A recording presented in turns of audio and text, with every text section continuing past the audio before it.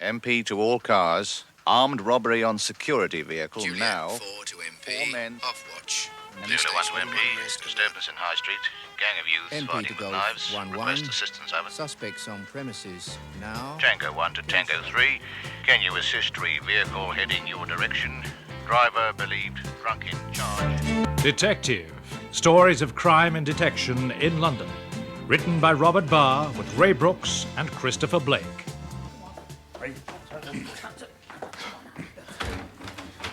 All right, in here with them. Wake up there.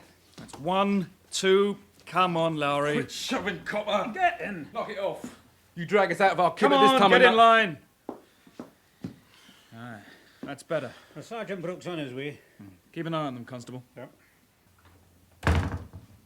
All ready for you, Dave. Where'd you pick them up?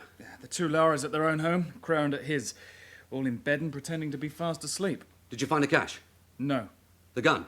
No, we've started a search of the streets for it. The big brother is missing. He may have both the cash and the gun. Then we better find him.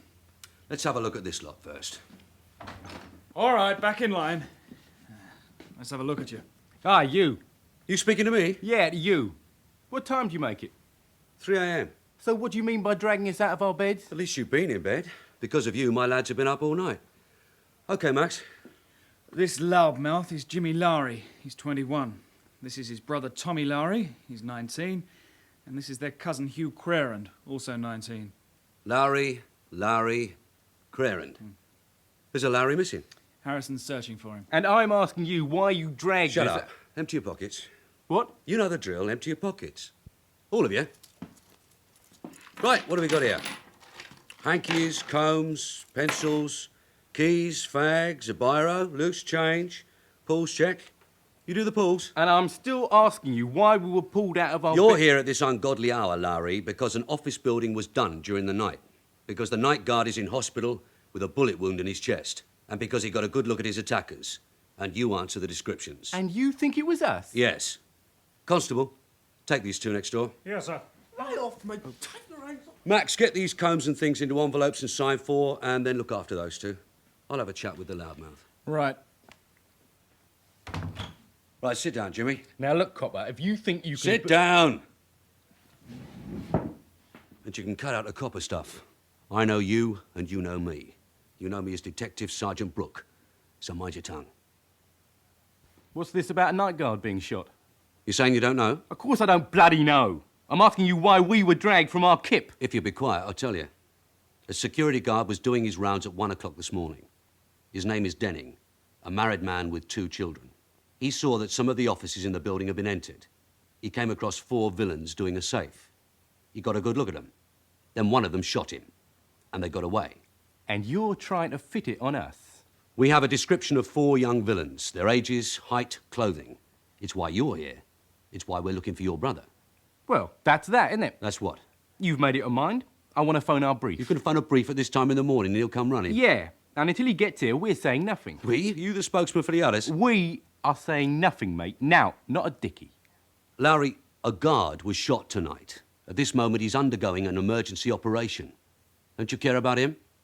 If someone wants to be a hero, that's his business. You don't like heroes? Look, mate, if I know a geezer, I can be sorry for him. I can't be sorry for someone I never saw. Can you understand that? Yeah, sure. You don't give a damn. Correct. And you'll know why when our brief gets here. Tell me now. We were nowhere near that office. Which office? Any office. We were in bed all night. Your own Rozzers found us there, sleeping. Ask them. And you think because you were able to get safely away, get home, get undressed and into bed, that you'll get away with it? We've got a witness, Lowrie. He saw you. One witness? Then it's his word against ours. And we'll have more than one witness. Because we were in bed. And we've got a brief who'll prove it. You're talking like a big shot, Jimmy. When did you become a big shot? Was it when I put your old man away? Just watch your mouth. Sure, yeah, I'll watch it. But I'm still wondering when you became a big shot, the mouthpiece for the other 2. Was it when you inherited the gun? We didn't have a gun. Does Brother Billy have it? Where is he?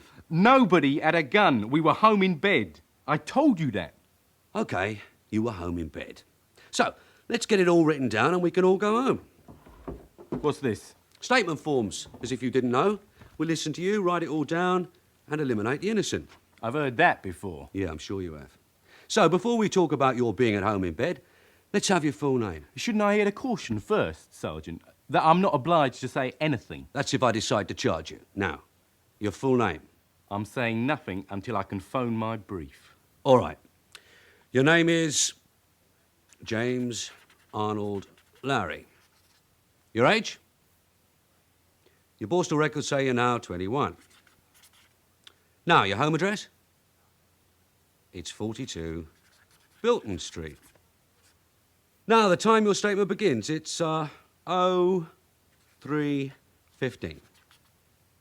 Now, let's have the story. Where were you between, say, midnight and 1 o'clock this morning? In bed. And that's it? In bed? Yeah. Can you fill in some of the finer points, like where were you before you went to bed? What time you went to bed? Or don't you know? I know all right. We were in a caff until 11. We went home at 11, stayed home and went to bed. Come in. Dave, sorry to interrupt. A message from the hospital. The station officer would like a word. Yeah, sure. Tough luck, Sergeant. Looks like you lost your witness. Max, get someone to keep an eye on him. Right. Yes, Jack. Message from the hospital, Dave. Your lad is now out of the operating theatre and the registrar, Mr. Evans, wants to see you. Did he say how Denning is? Seems it's still a bit of touch and go. We have a WPC at the bedside, Jane Miller. She's off duty in half an hour. Do you want her to stay? Yes, until I get there. And Jack, do you have 2 spare interview rooms? We already have 2. Yes, I know. But I've got 3 lads in for questioning and a 4th expected any time. There's a reason. OK, you can have 2 more. But that's all we have, and I can't guarantee you'll have them for long. Thanks, Jack. Dave, Yeah.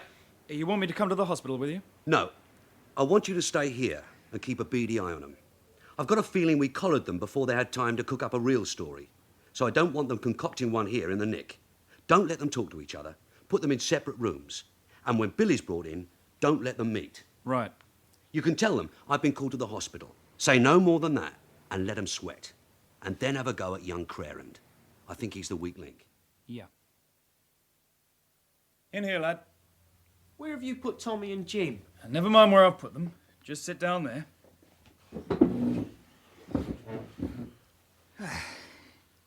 It's Hughie, isn't it? Hughie Crerand. Yes, sir. Now, tell me where you were last night, Hughie. I was home in bed, sir. Your men will tell you that. Never mind what my men can tell me. I want to know what you can tell me. They say a man was shot. Did it frighten you when he was shot? I don't know anything about a man being shot, sir. Where were you last night, Hughie?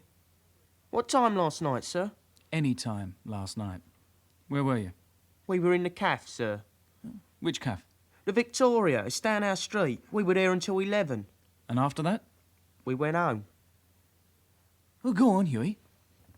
I said go on. I don't have to answer any questions, sir. Oh. Someone been telling you your rights, lad? Who was telling you? I don't have to answer that either, sir. I'm looking for the registrar, Mr. Evans. Oh, yes, sir. It's the first door on the right. Thank you.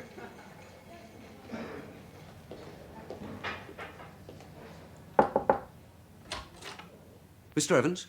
Yes? From the police. Detective Sergeant Brook. Come in, Sergeant. Thank you. I was told you wanted to see me. I'm afraid you came quicker than I expected. There's very little I can tell you as yet, except what's in the report. Here it is. At 1:30 this morning, we admitted to the hospital Mr. John Denning, aged 43, the security guard from a block of offices in Manton Street called Manton Huts. He was admitted to surgery at 1:45. Surgery was completed by 3:15. Can I see him? No. How is he? We won't know for an hour or 2 yet. It was a gunshot wound. Without doubt. The bullet was recovered from his left lung, quite near the heart. Altogether, he was a very lucky man. You'll want the bullet? For the laboratory, yes, sir. A policewoman came with him in the ambulance. Do you want to see her? Yes, please. Follow me. If you'll wait here a moment.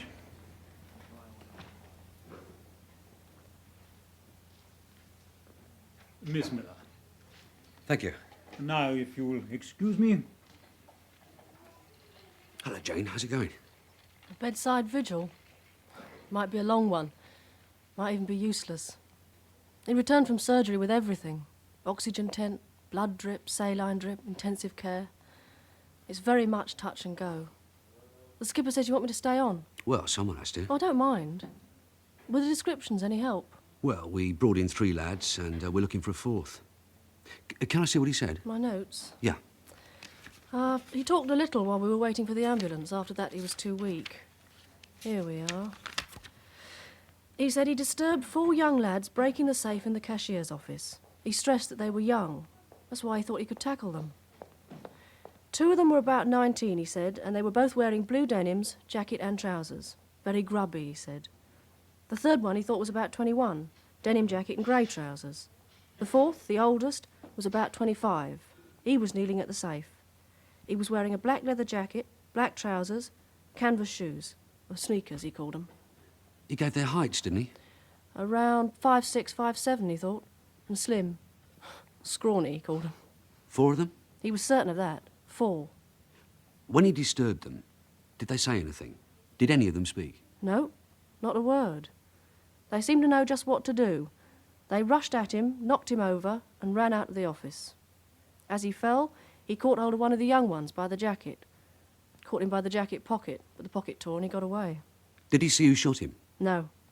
Only what happened up until he was shot, not after. Is it any help? I wish I could be sure. The description fits the Lowries, a family of local villains. The young ones always work 4-handed. The 3 Lowrie brothers and their cousin, Crerand. It's time we caught up with them. But so far, I've got nothing but your descriptions. And the Lowries are good at swearing black's white. There's the torn jacket. No, we didn't find a torn jacket. We didn't find the cash at their place either. How much was taken? About £50,000. No sign of it or the older brother. He's 25 and fits the description too. But descriptions are never enough. No chance of talking to the guard? Not a chance.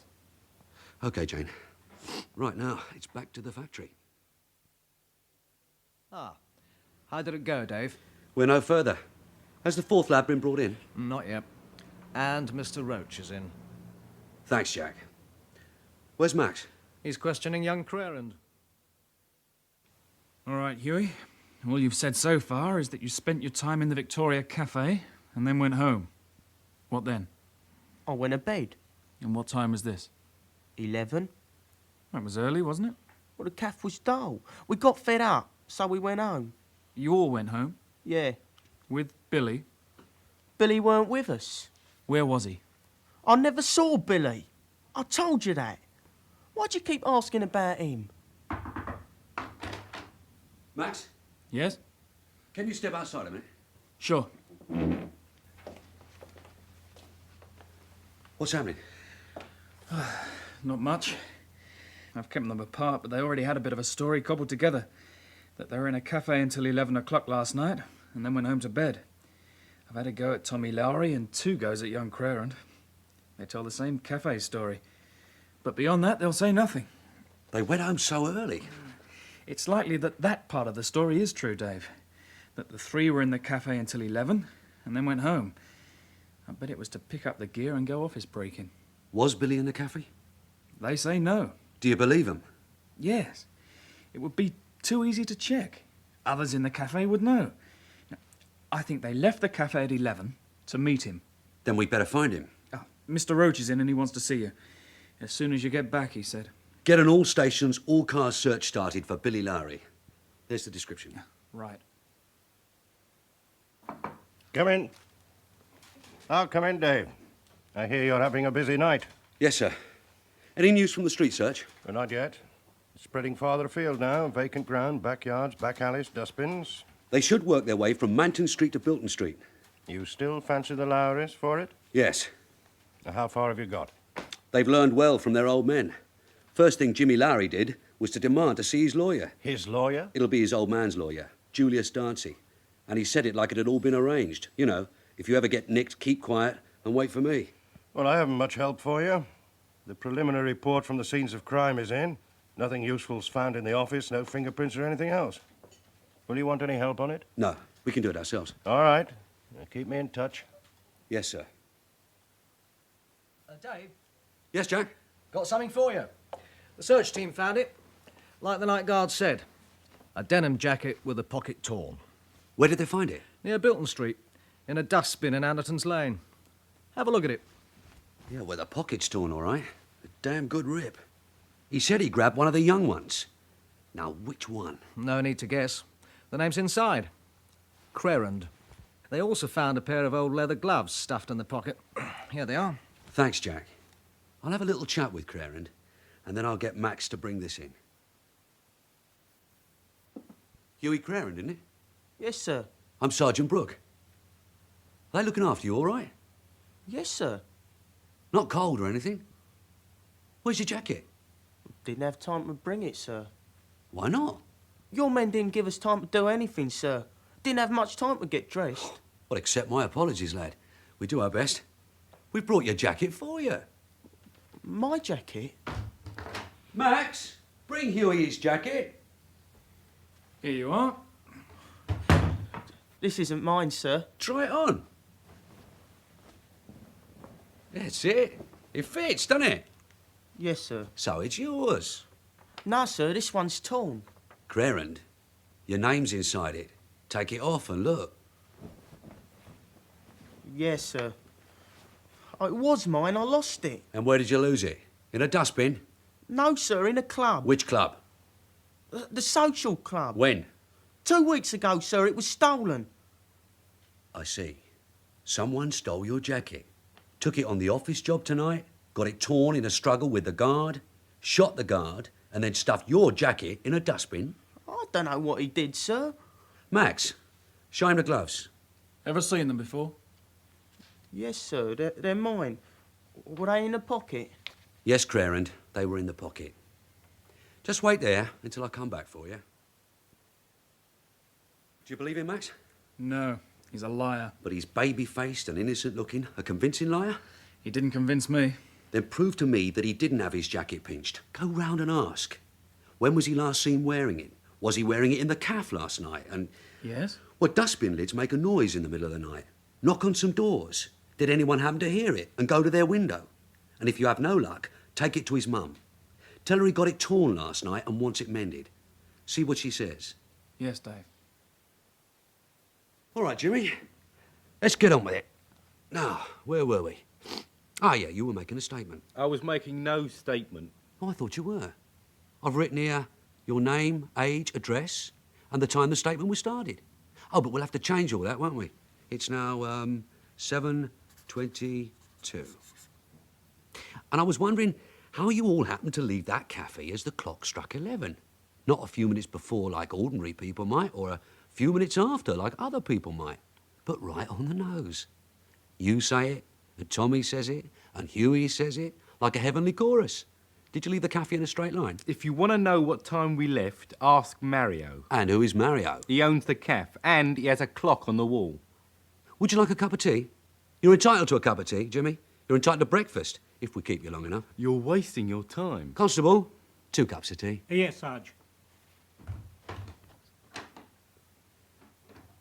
And while we wait, we can get on with the enthralling story of how you spent the rest of the night in your kip. You're quite a comic. I don't feel like a comic this morning. I keep thinking of Mr. Denning. Who? Denning, the man who was shot and is in hospital. You keep forgetting. We were nowhere near that place. Good. Then we can get it all written down. I, James Arnold Lowrie, make the following statement. Do you know how much was in the safe? What safe? The one you were screwing when you were supposed to be in bed. £50,000. Did you know it was as much as that? No. I wonder if Billy still has it. You keep on at him, don't you? Keep on about Billy all the time. You can't think of anything else. Well, shut up! OK. While the constable's out of the room, Jimmy, while there's no one else here to hear us, is there anything you want to tell me? Like what? Well, Billy's gone, and so has all the cash. He can live the life of Riley on it, and you and Tommy and Hughie are left to face the shooting charge. You suggesting a deal? Well, there are some things I can do. Get stuffed, mate. Billy'll see me all right. Are you sure? It's a lot of cash, but it won't last forever. It won't last until you get out. I'll be out of here today. No. Even if we're not out, you won't make it stick. Billy will be talking to our brief. The family sticks together. Yes. We found Hughie's jacket. The one the guard tore. None of that will mean anything. Why not? You got your story fixed? Just wait and see. You sound very sure of it. I am, so there's no deal. And anyway, here comes your pal. What kept you, Constable? Canteen wasn't open yet, Sarge. I had to get the keys and make the tea. You know, Jimmy. Help yourself to sugar. And the name is Stevenson. Mrs. Martha Stevenson. Just tell me what you saw, Mrs. Stevenson. You're going to write it down? If you don't mind. No, I don't mind. We get too much disturbance round here. Damage being done and fights. It was the noise that got me up. The noise in the lane. So I got up and went to the window, and the two of them were trying to bang the lid back on the bin. You said you knew them. 2 young hooligans from down Bilton Street. You recognise them? Of course I did. It was that young Crerand and Hugh, I think his name is, and one of the Lowries, the youngest one. What time was this? It was 1:20. Are you sure of that? Of course I'm sure. I looked. Was woken up, wasn't I? It was time all this noise and frightening people was stopped. That's what it's about, isn't it? The hooligans. Would you be able to identify the 2 lads you saw in the lane this morning? Identify them? You mean in court? Say you saw them in the lane. Oh, no, officer. Oh, I couldn't. No, not with them. Why not? Not with the Lowries. They live over in Bilton Street, and they know me. They're a bad, wicked family. No one around here wants trouble with them, no. We won't let them harm you. If you can identify them, they'll be put away. And then they'll come out again. They always do. I'll help you by telling who does these things, but I won't get mixed up with that family. It's very important. No, I couldn't. All right, Mrs. Stevenson. Thank you just the same. Come in. Dave, Max, sit down. How far have you got? Well, we're moving forward. Last time we talked, we were working only on descriptions. Now we know we've got the right lot. The jacket's been found. The one Mr. Denning said got torn. You heard about it? Yes, in Anderton's Lane. With Crerand's name on it. His story is that he lost it 2 weeks ago, but we found a woman who saw him throw it away last night. Max? A Mrs. Stevenson, whose window looks down on the lane, sir. She was wakened by the dustbin being banged and saw 2 lads putting the lid back on and running away. She knows them. Tommy Lowrie and Hughie Crerand. And this was 20 minutes after the shooting, as they hurried home. But she won't go into court, sir. She's afraid of the Lowrie family. But now that we know that... Not so fast, Dave. Has anything else been learned about the jacket? Yes, sir. I took it to Mrs. Crerand and said her son had torn it and wanted her to mend it. She said I wondered why he didn't bring it home. I asked when he didn't bring it home. She twigged something was wrong and would say no more. Just said ask him. Well, they're trained to it, both families. Their motto is stand together, tell the cops nothing, and you'll get away with it. Tell me again why you jumped on the Lowries, Dave. Instinct. I want reasons. The night guard saw 4 young villains, ages ranging from 19 to 25. Fits the Lowries and fits the facts. They work four-handed and have been screwing offices around here for the past 6 months. 6 months? Since you did old man Lowrie and Ted Crerand for the factory job? Yes, sir. With the adult villains locked up, the young ones have got to do the breadwinning. Oh, that's how you figured it. A four-handed job, so it has to be them. With Billy as the brains leading the younger ones. That's it. Without Billy, would the younger ones have pulled a job like that? No, they wouldn't even try. They work as a family, as a team. Then I've got bad news for you. 2 pieces. Harrison has phoned in. He's had it from several reliable sources that Billy Lowrie wasn't within 100 miles of us last night. The Lowrie team was broken up a month ago when Billy left home. And he has not been back. And that's solid. It can't be. It can be. And it is. Then where is Billy? He's got a job in Stockport. And last night he was on night work. Checked and solid. But if that's true, why didn't they say so? They could have said it and walked out. They could be leading you on. It was you who grabbed them, accused them, and wouldn't listen to them. So they're setting you up for Julius Dancy. And he's been waiting to get you. We've got a fair amount against them. No, you've just been trying to prove that they did it. A four-handed job, yes, Dave. The Lowries, no. And you haven't been looking elsewhere. They're a family of villains. It was their description. It was their style. But it need not have been them. And when you accept that Billy could not have been anywhere near, that the family team has broken up, then their story makes sense. The young ones do miss him. They were bored and at home in bed. Young Crerand did have his jacket stolen. And that is why they sit calmly and wait for their lawyer. A man was shot. A family man with 2 children. I mean, do you really believe all this? That they're clean? How long have you had the call out for Billy Lowrie? 6 hours. Cars and detectives all over London searching for him. Has he been seen? Anywhere? No. CID, Chief Inspector Roach. Yes. I give him my compliments and tell him I'm engaged, but I'll see him as soon as I'm free. Thank you. Your troubles have started. Dancy is downstairs. He has come for your scalp.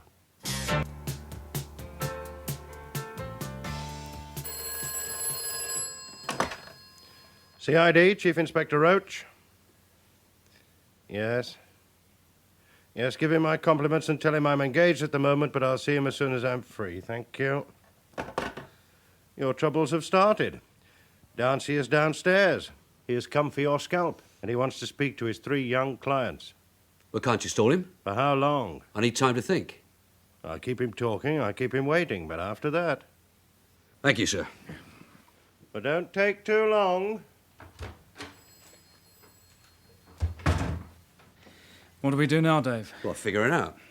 Do you know this Julius Dancy? Yeah, I know him. He's given me a rough time in court once or twice. And I've given his clients a rough time. There's no love lost.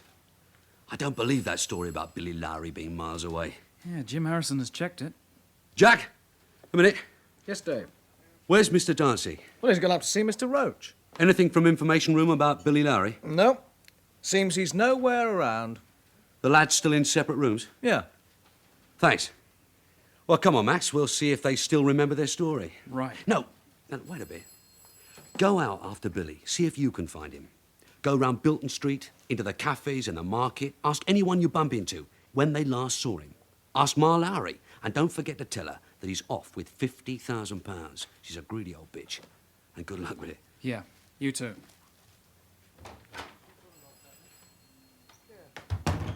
All right, Jimmy.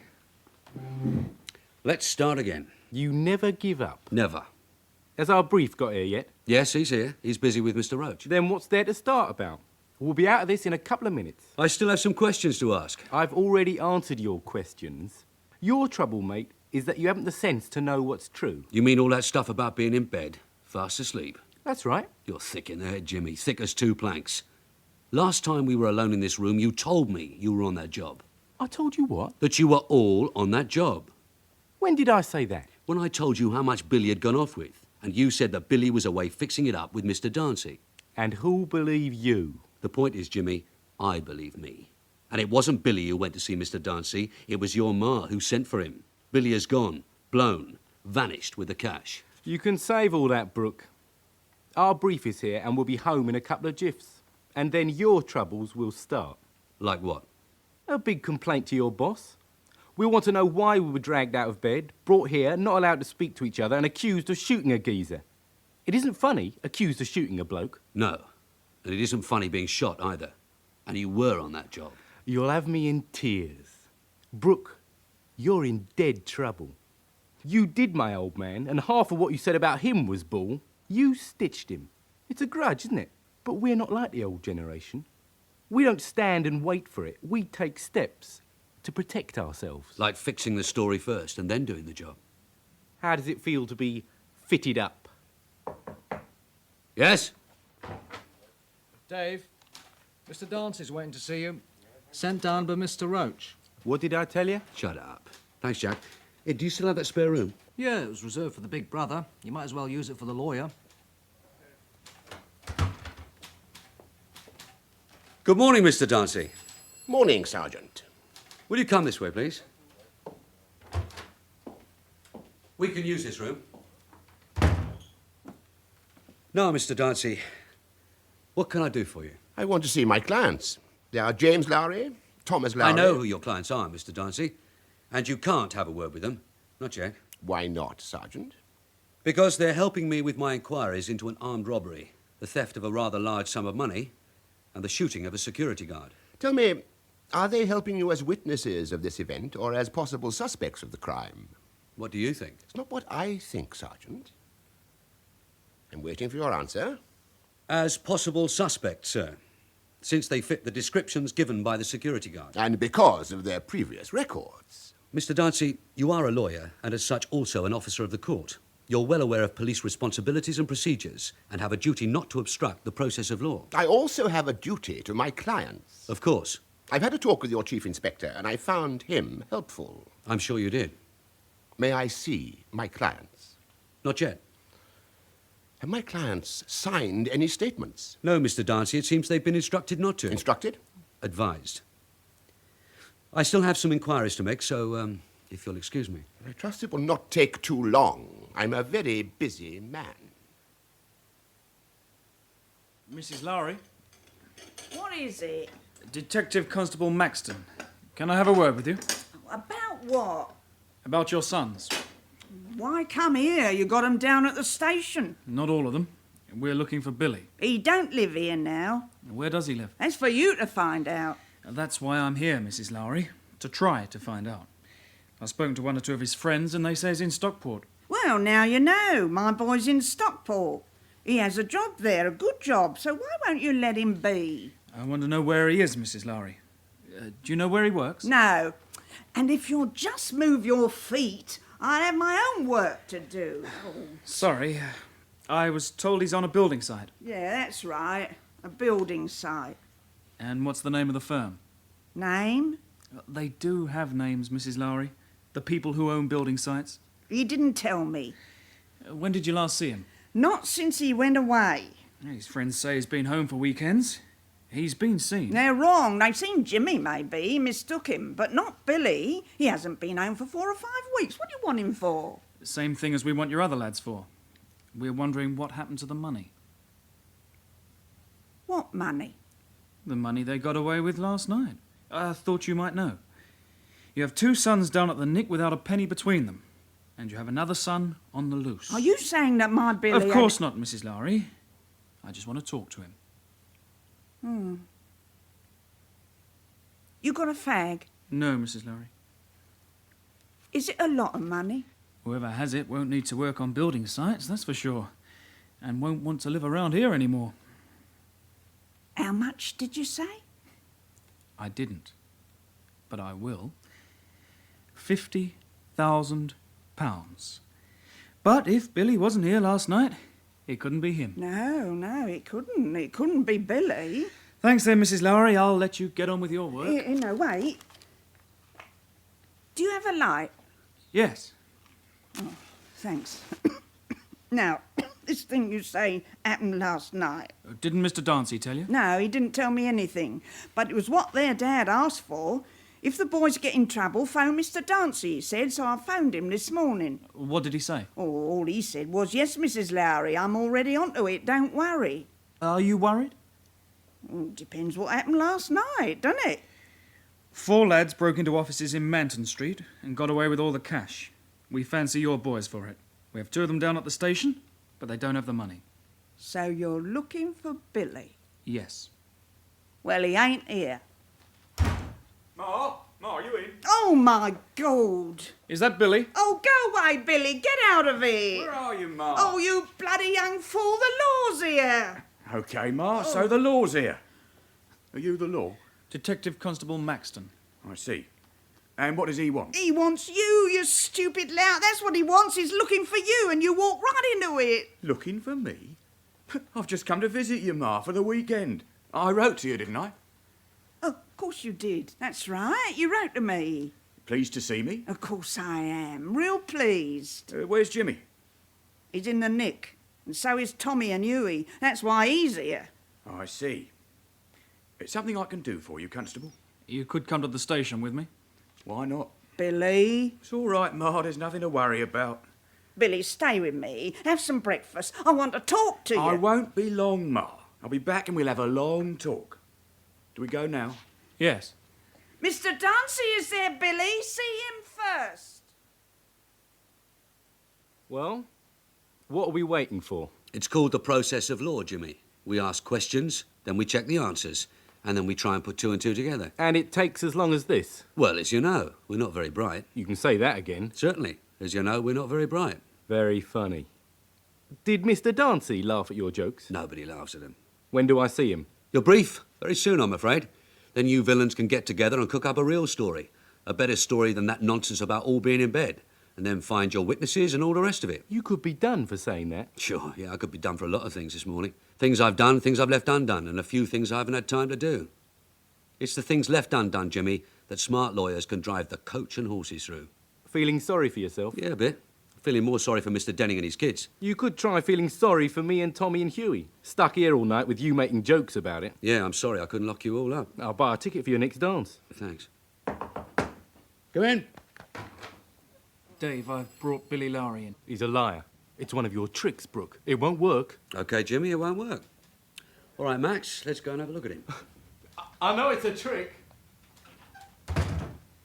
Where'd you find him? I was at his mother's house when he walked in.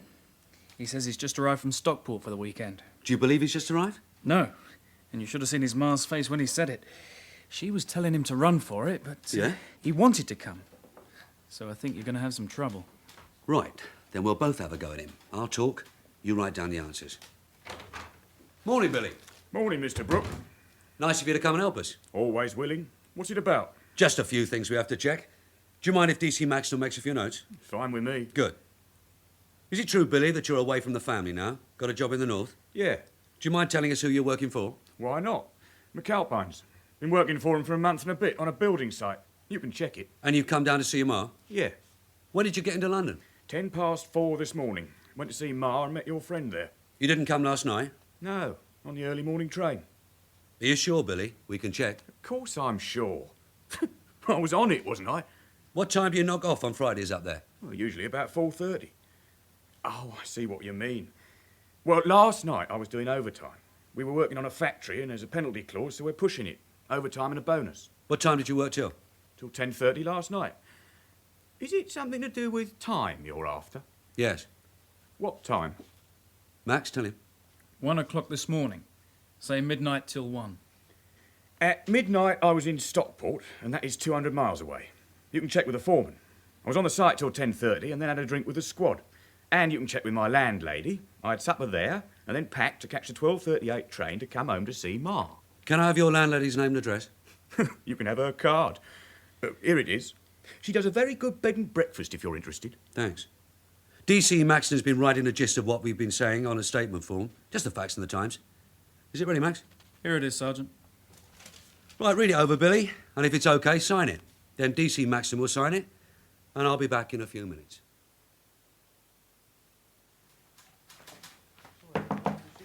Oh, it's you, Dave. Come in. We picked up Billy Lowrie. Where? At his mother's house. It's like you said. He says he's working in Stockport. Was working late last night, and his foreman will vouch for it. Was at his digs there until after midnight, and his landlady will say so, and he got into London at 4:10. So? Well, that's his statement. When he signed it, do I let him go? Now, what's your feeling? That he'll get these witnesses. The Darcy will make the most of it, and that his story will stand up. But I still think they did it. Well, you could be right, Dave. I've just had the report from forensic. The gun hasn't been found yet, but they made a comparison test on the bullet taken from Denning. As a result of that test, the scenes of crime officer returned to the offices to make a further search, and the cartridge case was found. So we have found something? Well, don't jump to conclusions. Wait till I've finished. Yes, sir. The report says the grooves and striations on the bullet and the pattern of the firing pin on the base of the cartridge case match with the prints of the gun used by Ted Crerand on the factory job. Then it figures, doesn't it? Old man Crerand left it behind and the young ones used it. Dave, watch it. The forensic report simply says it was from the same gun. The gun wasn't found and there is no evidence what Crerand did with it. Whether he hid it or threw it away or sold it to somebody. But it's all there. He hid it at home. The young ones fell heir to it and carried it when they went thieving. And last night they had to use it. That is supposition, Dave. That is not evidence. Then listen to this bit of supposition. The gun was left behind by Uncle Ted. The young ones took to carrying it because it made them feel professional. So it had to be the Lowries. And if the guards saw 4 of them, then Billy was there. And his statement says he wasn't. Yeah. I'll get on to Stockport Police and we'll have his story checked minute by minute. His workmates, his landlady, the ticket collectors at the station. No, sir, there's a quicker way. When he signed the statement, I'll let him go. Go? Say that I believe him. I want to trace that gun, but more important, I need some solid evidence now. And I think this is how to get it. The Lowries and the Crerands are a tightly knit family, and being family, they trust each other and believe that if they stand together and tell the same story, they'll be all right. So you let one of them go? The smartest one. The old saying, sir, blood is thicker than water. Well, there's another one that says there's nothing more bitter than a family feud. I'm going to start a feud. I'm going to break that family. And now that I know it was Ted Crerand's gun, I've got it made. Do I have your permission to let Billy Lowrie go? Well, it's your case. Thank you, sir. I'll get Harrison to tail him. Dave, Mr. Dancy is getting very impatient. It won't take long, sir. Here's the statement, Dave. Signed and witnessed. You've checked it, Billy? Yep. Good. I've spoken to the Chief Inspector, and there are no more questions for you. I can go? You can go back to your ma. Are you letting my brothers out? Well, not yet, Billy. You know how everything has got to be checked in here. They told us a story about all being at home in bed and someone thought they saw them in the street. You know how it is. Oh, sure. But it won't take long. Can I see them? What do you think, Max? Yeah, let him see them. OK, bring them along. What's it all about, this thing that happened at 1 o'clock? Oh, of course you don't know, do you? An office was done in Manton Street. A safe opened. And the night guard came and saw 4 lads at work on the safe. Well, he thought it was you lads. It had your style. And we grabbed a bit too soon. You know how it happens. Yeah, but it isn't nice when it happens. Ma must have gone spare. She said a few things. I'll bet she did. There are still a few loose ends to be tied, so keep it short, Billy. Just a smile, a few words of cheer, and no trying to pass anything. Sure. Oh, here they come. All right, lads, stay in line. It isn't a party. Well, there you are, Billy. Your brother Jimmy, Tommy, and Hughie Crerand. What's happened, Billy? Nothing's happened, Jim. I came to see Ma and I came to see you, that's all. Innit, Sergeant? Yeah, that's about it. And I can tell Ma that you'll be home soon. We going home, Sergeant? We still have a few ends to tie up. Billy's going home. Well, you've seen them, Billy, and you mustn't keep Ma waiting. Max will show you out. Yeah, bye, lads. I'll tell Ma you're all right. He's gone, then? Yeah. When do we leave? You don't. Not yet. What? None of you leave. I want a word with Hughie. What about, Mr. Brook? About your father's gun. I want to know He's got nothing, Hughie. He's bluffing you. Shut up, Lowrie. We're getting down to business now. Come with me, Hughie. Max, leave the other two in there. Let them talk if they want to. What's going on, Dave? Change your tactics. It's a long story. If they want tea or anything, let them have it. In here, Hughie.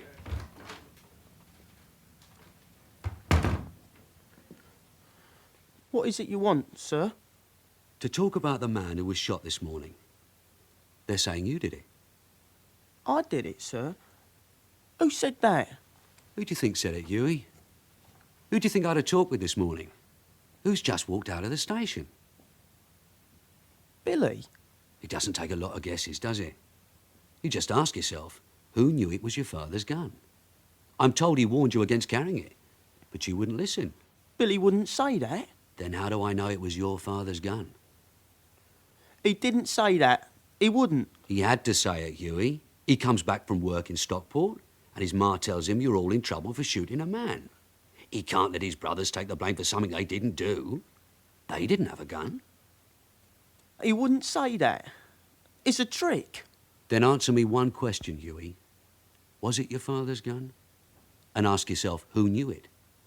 Who could have told me? I'm going to leave you alone for a while, Hughie. Think about what I said, and ask yourself why you are now sitting here all on your own. Max, is Mr. Darcy still here? Yes. Look, Dave, what is going on? I've got a line on the gun. I'm putting pressure on Crerand. I don't think he used it, but I think he's the one who'll crack. Have the other two been chatting since we left them together? No. It's been quiet as the grave. Well, in a few minutes, put Crerand in with them. And I'll have a talk with their lawyer. Good afternoon, Mr. Darcy. I believe you have now spoken with the fourth of my clients, Billy Lowrie. Yes, I have. And he's made a statement. And are you satisfied with his statement? Yes, I'm satisfied. He's gone home. May I see the others now? Not at this stage, Mr. Darcy. And why not? Because there's a possibility of murder in the case. And there's been a new development. What development? Does it concern my clients? It does, Mr. Darcy. And you must wait until I've completed my inquiries. Did you put Hughie in with the other two? Yes. What happened? It was quiet for a while. Then they all started arguing. Have a listen to them.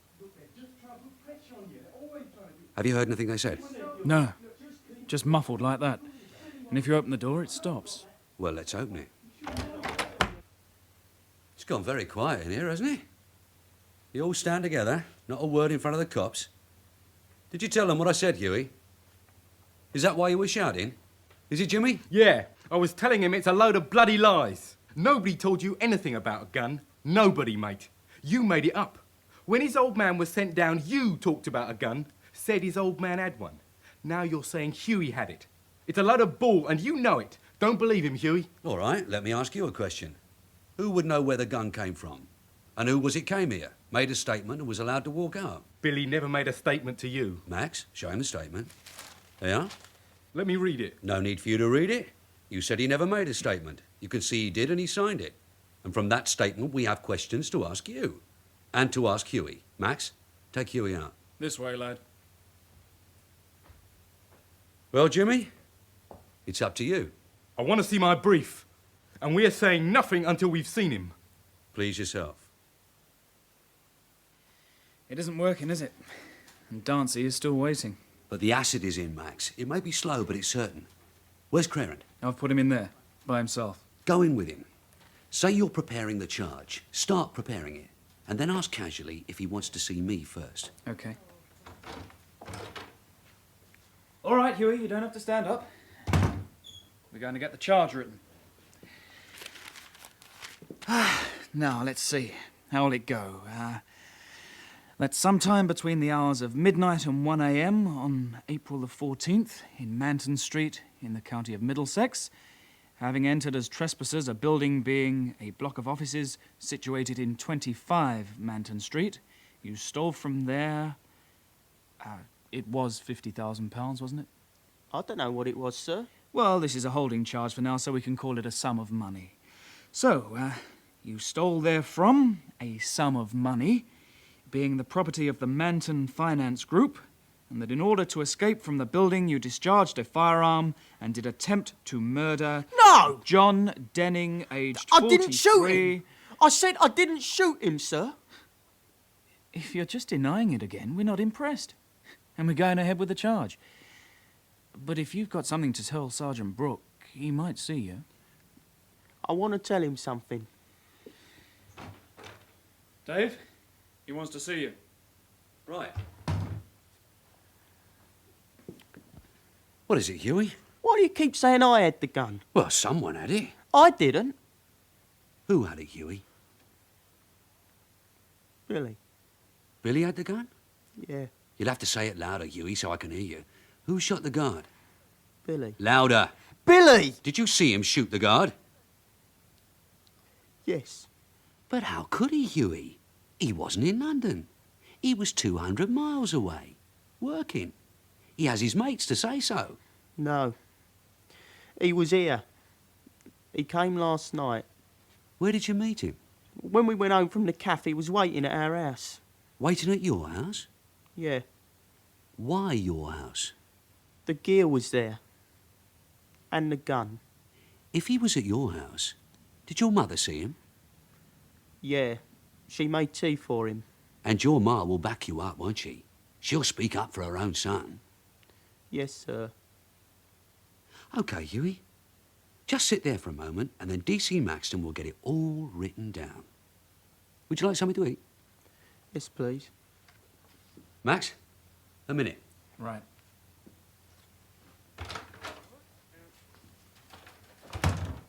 Get his statement, Max. Blow by blow from the time Billy was waiting at the house. What they did, what they said, and especially what the mother said when Billy was having tea. In his own words, what time they got to Manton Street, who did the break-in, the jacket being torn, throwing it into the dustbin, everything. Dave, this is just one lad's word against another. Well, on the shooting, yeah. But I don't care who fired the shot. We'll get to that when the family row really blows up.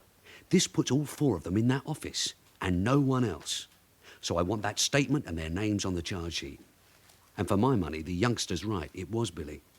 So have the constable get him a cup of tea and a pie. Yes, Dave. I'll get Harrison to bring Billy in. And while we're waiting, I'll have a word with Mr. Dancy. Is he still here? Yes, here he is. Ah, at last, Sergeant. You're now setting them free. No, sir. I'm afraid they're staying with us. May I ask why? Yes, you may. It happens that their special bedtime story wasn't well enough rehearsed for their tiny minds. It didn't account for one of them using a gun. So your clients are no longer playing Stand Together, they're playing Truth and Consequences, and there's a right old squabble going on.